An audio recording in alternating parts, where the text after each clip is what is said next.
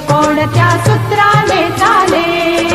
कोण बोलतो राजा आणिक कुठले दळहाले? प्रारंभी जे अद्भुत वाटे गहन भीतीदायी, या विश्वाचा स्वभाव कळता भय उरले नाही। या दुनियेचे मर्म न कळता जगणे